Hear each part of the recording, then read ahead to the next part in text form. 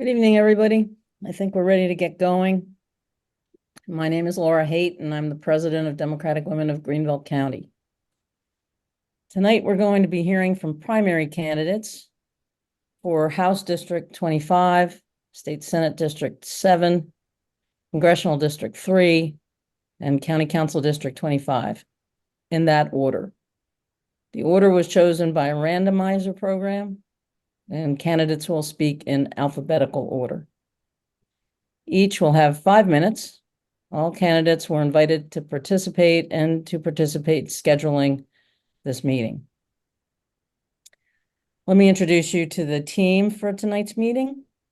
Colleen Condon, first vice chair of the SCDP, will be the moderator. Thank you so much, Colleen, for joining us. Peggy Schatz, Dem Women's second vice president, will be managing the meeting. And Linda Director, Den Women's Events and Fundraising Chair, will have the all-important role of timekeeper. You will hear from Linda if you're a speaker. You will hear from Linda when you have 30 seconds left of your time. We are recording this meeting and we'll have it available on the GCDP website and on YouTube. And with all that said, I think we are ready to get started, and I'll turn it over to Colleen. Hello and welcome to the Greenville Democratic Party Women's Forum. Tonight we're having a forum about 4 races, and the first race that is been picked by the randomizer tonight to start with is State House District 25. With it, we have Representative Wendell Jones. And Representative Jones, you'll start us off tonight. You have 5 minutes, and as pointed out, you will get a warning at the 30-second mark. I'd like to yield the floor to Representative Jones. I gotta find you here. All right. Good evening, everybody. I want to make sure everybody can hear me. Can you hear me? Can I get a thumbs up? But you can hear me. Awesome. Good evening, everybody. As was stated, I am Wendell Jones, and I am the incumbent right now for House District 25. As a matter of fact, I'm sitting right now in my office down here at the State House trying to get a jump start on some things. I am wrapping up my freshman session, and it's been an incredible learning experience for me. It proved to me, it proved to me that I've been armchair quarterbacking for quite a while. Now that I'm out of the stands and on the field, there was so much to learn, and I really do appreciate this experience. And I'll be honest with you, I'm closing out this freshman session very optimistic, very optimistic. I do believe I position myself for success in this position. And let me tell you why I think so. Over these last 2 years, I've spent quite a bit of time, as I should have, working to build relationships both inside and outside of the state capitol. Those within the inside the state capitol, I think, have benefited me and helped me serve my people much better. I've been fortunate enough to be placed on 4 committees, even as a freshman. And so I'm told that that's kind of unheard of. So I'm grateful for that. I sit on the Legislative Oversight Committee, which has the responsibility of auditing and auditing our state agencies. I've learned quite a bit through that experience and also figured out ways in which to use our resources to help my district more. I'm also part of the 3M committee, which is medical, military, and municipalities. And so, again, that's been a wonderful experience. I've also been added to 2 ad hoc committees. The Artificial Intelligence Committee. If that's the committee that keeps me up at night sometime as I learn more and more about what's pending and what's coming. But also I'm optimistic about how we can utilize AI to capitalize and create industries for our folks. And so I want to make sure that we are at the table when those discussions are being had. And lastly, most recently, I've been added to the Medicinal Marijuana Committee. We're trying to figure out what's going to be the House's position on this particular bill. And so, again, it's helped me tremendously in learning how I stay and figuring out how best to serve this information. What I have focused on, folks, while these last 2 years is in pursuit of the vision that I ran on for District 25. And that was to focus on education, jobs, and housing.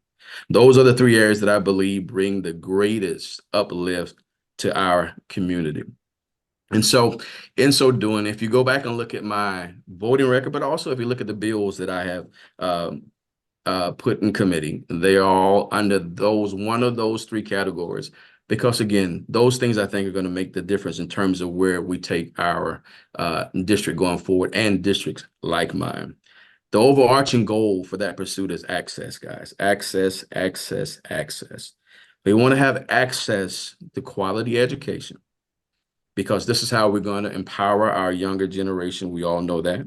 And so I'm fighting for K through 12, making sure that our schools are fully funded, making sure that our teachers are compensated as they should be, but not just with our K through 12. I think what's going to be paramount for us going forward is to talk about adult re-education, our workforce development. We've got to make sure that we are pairing our training of our citizens with the industries that we are trying to attract to the state, to make sure that our folks are first in line in terms of being able to apply and qualify for these jobs, particularly those jobs that are providing a livable wage. That is my aim as a representative of my district, and trying to be that bridge to make sure that we have access to that. And of course, the education piece rolls directly into our ability to get those particular jobs. And so we're working to make sure that our folks understand certification programs and the various training programs that's going to get our workforce prepared for the jobs, the shifts that are taking place right now, for those employers that are already here in South Carolina, particularly in Greenville County, that can provide a livable wage. That has been my focus. And also from a housing standpoint, if you review my bills, I've creatively approached that to try to come up with different ways to solve our income-based housing shortage, and also bring a financial literacy to our district so our folks can prepare themselves for home ownership. The ultimate goal that I believe that will solve many of our problems is that we raise the median income for our citizens. I think I'm being told I've hit my 5-minute mark. Yeah. Am I? You're done. Okay, I'm done. Okay, thank you. Okay, I want to check. Bruce Wilson did not reply that he would attend, but is he present? No, he's not. Wanted to check and make sure that he hadn't hopped on. Okay, so those are the two candidates. Thank you, Representative Jones. Next, we have State Senate District 7, and alphabetically first we would have Senator Carl Allen. Senator Allen, you have the floor. All right, Colleen, can you hear me? Certainly. Hello, I'm your Senator, Carl Allen, a proud longtime member of the Greenville County Democratic Women. I'm honored to address you this afternoon. As a lifelong resident, I address you from Senate District 7, where I was born, raised, educated, and now employed in a business downtown Greenville, all in Senate District 7.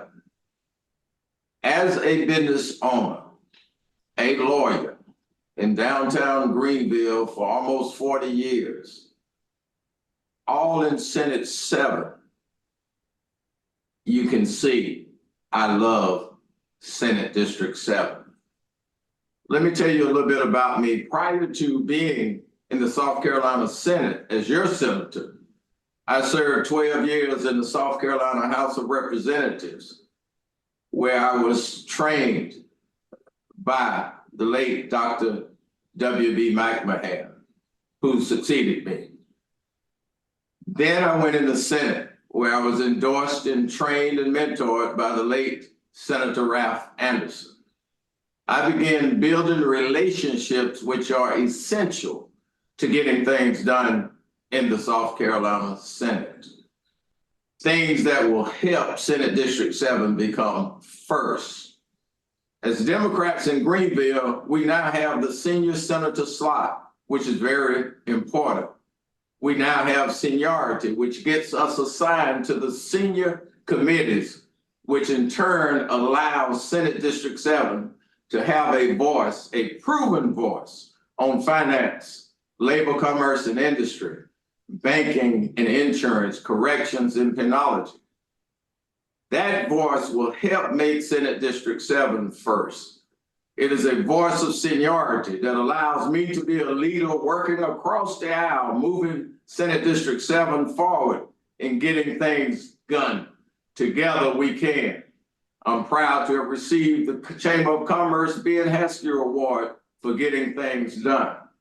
And yes, when you look at Senate District 7, the USC School of Medicine, the first collaborative institution under my leadership in Senate 7, the CUI car project, where we teach children training, technology, research, and development, all in Senate District 7. The Outpatient Center for Veterans, serving over 20,000 veterans next to Prisma. And yes, the I-385 corridor that I broke ground on was in Senate District 7, $231 million that we brought back along with Unity Park. The issues are too important now. Teacher pay increase. We've got to deal with food deserts, pedestrian safety, a woman's right to choose and equal pay. Those are issues that you need a proven voice on. I would never say make me the first anything. It is not about me. It is about making Senate District 7 first, making you and your children first in education, affordable housing, and jobs. Join me on June the 11th in moving Senate District 7 first. Thank you. I humbly ask for your vote.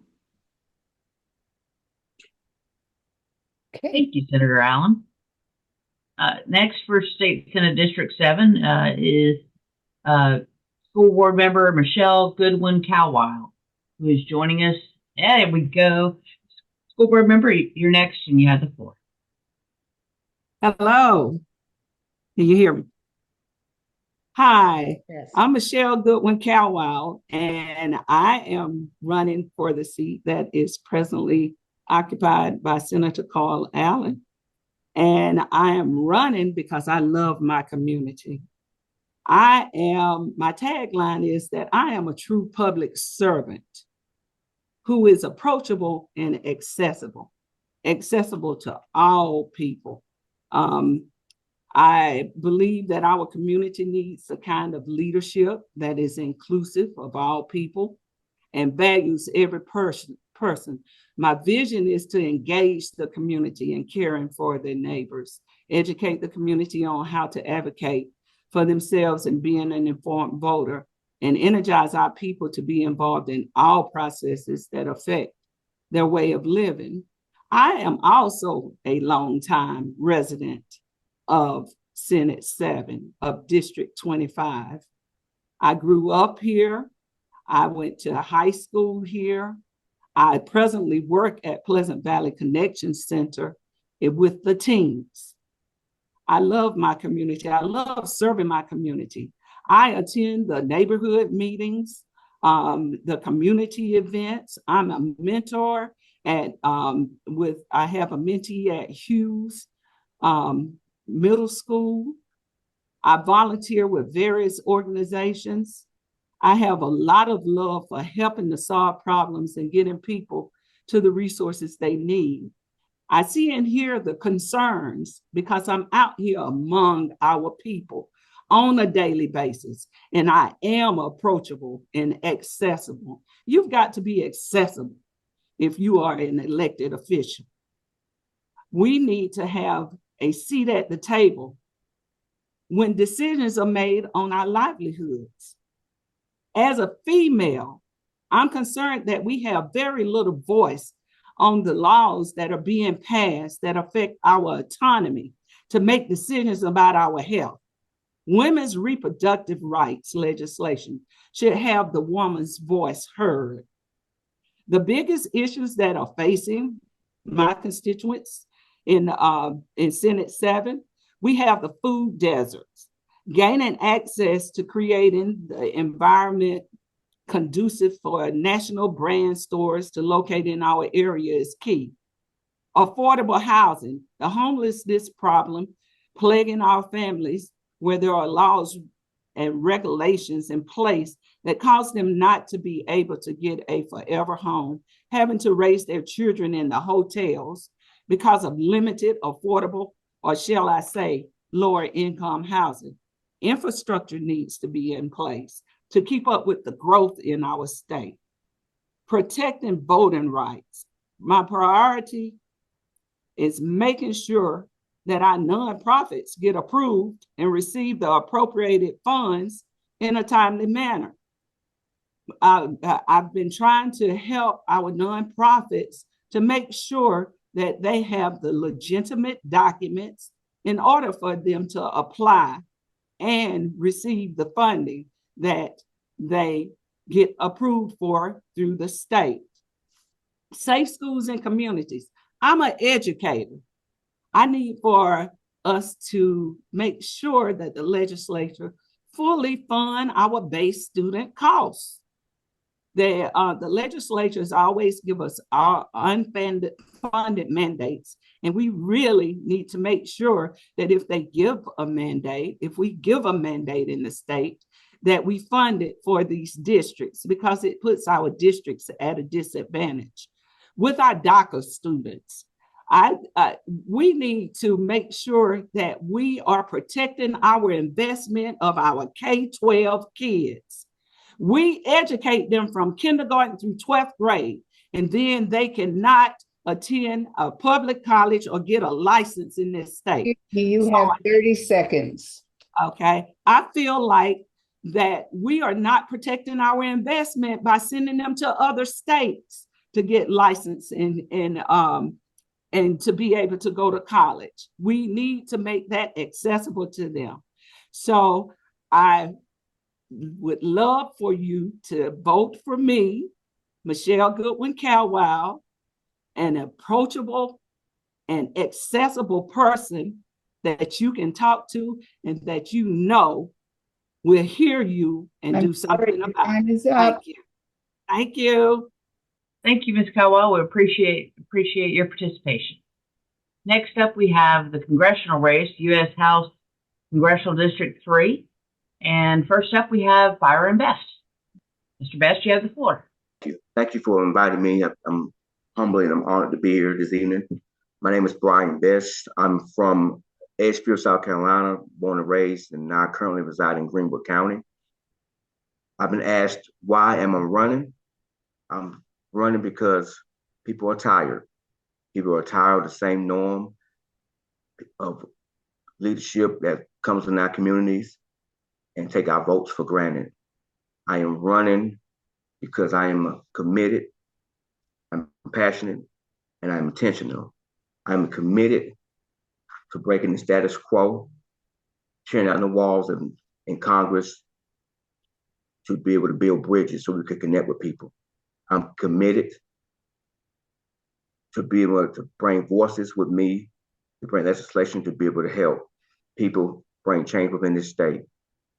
I'm compassionate about children who don't have the opportunities to be able to learn the proper education. I am compassionate about women's rights to be able to choose about what they want to do with their bodies.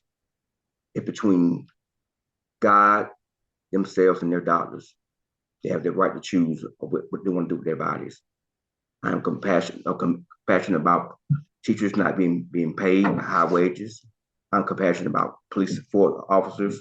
I'm compassionate about our community as a whole. And I'm intentional to be able to bring integrity back to this office. Integrity has been gone with the way Congress has been bought off by lobbies and special interest groups to be able to take their message and not provide message for the people in the community. I'm a candidate that that's going to work hard each and every day. I don't make any promises. The only promise I make to the people is that I'm going to fight for you each and every day. I'm thankful for this opportunity. I'm thankful for being able here to speak with you this evening. And I'm looking forward for your support and your vote, because I am a candidate that's going to do my best to be able to bring forth change, growth, and progression to this district. Thank you for your time, and thank you for having me here today. Thank you. We appreciate you participating, Mr. Best. The next candidate was Frances Goldner, and I don't believe she is with us. One last double check. Okay, thank you. No, I don't think she's here. She She's was not here. invited. She was invited and given an opportunity to participate, but did not reply when invited. Last up, we have County Council District 25. There are 4 candidates for that race, and the only one I have on my list that is confirmed is Lisa Bailey Sweeney. Miss Sweeney, are you with us? Derek Quarles is here. Oh, okay, thank you. Okay. Let's first, Lisa Bailey Sweeney did reply. Is she on? I have not seen, she's supposed to be joining late by phone. Okay. So, All righty. All right. And Councilmember Fant is not with us. And Mr. Patrick Prince is not with us. So then that means Derek, your turn. Derek Quarles is up running for County Council District 25. Mr. Quarles, good seeing you. Your opportunity to speak. Thank you, Colleen. Good to see you again. Just saw you last week. Good evening, everyone. I am Derek Quarles, candidate for County Council in Greenville, District 25. And before I begin, I want to give a shout out to 5 of my campaign team members who are on the call: Douglas Gamble, Kiasha Smith, Kirsten Hood, Serena Sweeney, and Misty Dillard. I recognize them because we have built a community campaign that's focused on building our community, specifically in 25, but across Greenville County. I'm running for county council, and we have 5 key points that our campaign is focused on. One is protecting the taxes for senior citizens. We know a lot of development is happening around the county and specifically in District 25. And, the houses are being built that, that have price tags of $400,000 and $500,000. And that's causing a lot of property taxes to increase. And so we want to make sure that our seniors are protected, because I've talked to several of them, even as of yesterday at several churches. And their main concern is the cost of their taxes and them not being able to afford the high cost of rising taxes. Also, we're focused on income-based housing, because we know that, again, as development comes in, that there's a need to focus on income-based housing as opposed to affordable housing, that a term that is created out of Washington and doesn't really apply to folks who make $10, $12, $15 an hour. So we want to make sure we're working with developers and builders to make sure that we create spaces for folks who can benefit from income-based housing. Also working with the Chamber of Commerce's, specifically the Greenville Chamber of Commerce, Greer Chamber of Commerce, and other upstate Chamber of Commerce's to bring more jobs to the upstate, specifically to District 25. I've already been in conversations with several chambers across the upstate about what that looks like and how on day one we can work together to attract more businesses to District 25 so that our residents can have access to these high quality paying jobs. Also working with Greenville Tech to make sure that the training is in place and that the fees are waived for folks who cannot afford to pay for a certification and or pay for an education. And also, we need a grocery store. We need grocery stores in the district. Whitehorse Road needs a grocery store. The heart of the district needs a grocery store. And so I've already in conversations with several grocery stores, well, 2 of them, and going to continue those conversations. And hopefully, once elected on day one, we can take those conversations to another level so that we can and work with other elected officials so that we can have grocery stores where folks don't have to drive 10 miles just to get to a grocery store. And for folks who don't have cars, having to catch a ride or catch a bus to get to the nearest grocery store. Also working with our law enforcement partners to create initiatives to address the opioid addiction in our district. We have the 2nd highest opioid addiction death rate in the state of South Carolina. And so working with the Sheriff's Office, working with the Greenville County Detention Center and medical professionals to make sure that we are addressing the opioid crisis, and so that folks are not treated as criminals, but that are treated as patients because they do have medical conditions. Also fighting for a cleaner and safer environment. We know that just like most low-income and Black communities around the country, 25 being no different, that we need to have cleaner air. Folks need to have clean water. I spoke to a lady yesterday who has a well and that's how she gets her water. And she's concerned about the level of contamination in her water, and the pollutants in the water. And so making sure that we have funding available to address those issues. And the last thing I'll say is Bardaville Recollect County Council on several issues in the community addressing housing issues, specifically with our seniors. And so want to, again, like on day one, can boost the number of the number of funds allocated to help our seniors to address issues with housing, with roofing, with structural issues that the county can and will do if asked. And so very proud to be running for county council. I'm And sorry, you have 30 seconds, Derek. yes, ma'am. And I want to say in my last 30 seconds that I do understand the power of seniority and I respect seniority. But when seniority is only working for the person in that seat and not benefiting the entire community, then you have to ask your question. Ask yourself the question, who and why are we in this role? And so if you're in it because you want to do it to make money, it may not be the place for you. And so I'm running because I want to make a difference for all people in District 25, not just myself. Thank you. Thank you. Thank you, Mr. Quarles. We appreciate your participation tonight. I really want to thank the candidates and who have made time to be with us tonight for Greenville County Women's Candidate Forum. Thank you so much for your participation. Know that this has been recorded so that it can be shared and therefore have additional life after this. Certainly everything we can do to get out the vote for the primary ballot June will be terrific. And I think I pass the floor back maybe to Laura at this point. Thanks, Colleen. Really appreciate you doing this tonight and appreciate all of the candidates who spoke. I do want to mention just briefly, Ennis Fant did contact me this morning to say he was unable to come tonight because he had a council work meeting. And with that, I want to thank everybody for coming and thank the candidates for coming in the audience and hope you have a great evening. 5 of 10 primary candidates did not attend the Zoom. Each was offered the chance to record a video to be included with this recording. One candidate, Ennis Fant, incumbent county council member for District 25, responded. His video follows.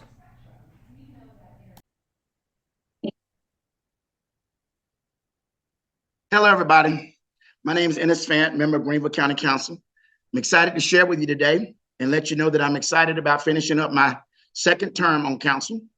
The last 4 years have been outstanding, and we've been able to make some great progress, not just for District 25, but also for Greenville County as a whole.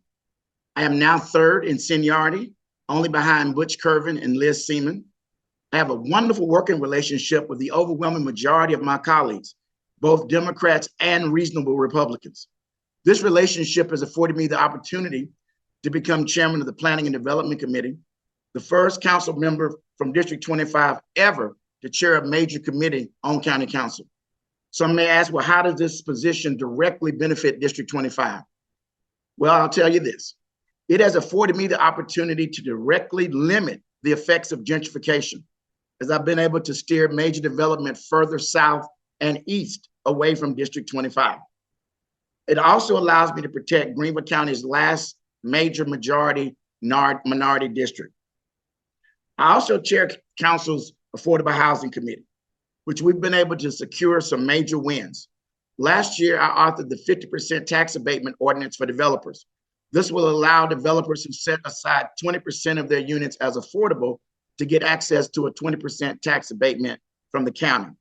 This legislation has become so popular that counties across the country have been contacting my office and adopting this policy. Over the last 3 years, I've been able to secure over $16 million to go towards affordable housing development in Greenville County. I was able to protect the Human Relations Commission, which some on council tried to eliminate from last year's budget.